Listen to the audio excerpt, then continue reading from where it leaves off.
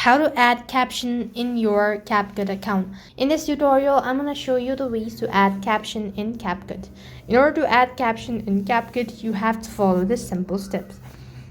So what you need to do is go ahead and launch the Capcut application on your device first of all. Then you need to go ahead and click the edit tab, and you could find a new project or you could continue with the old one. So let's see, I'm going to go with this one. You can see this is the project. Now I want to go ahead and add a caption. So what I want to do is go ahead and press the text button at the bottom. You could either go with the auto caption or text to audio, or you could also go ahead and add a text manually by yourself. So if I go ahead and click on auto caption, I might have to go ahead and use this sort of filter. So click on generate. Once it is completed, you've successfully added captions automatically. So all you need to do is just run it. On bottom, you could find this caption.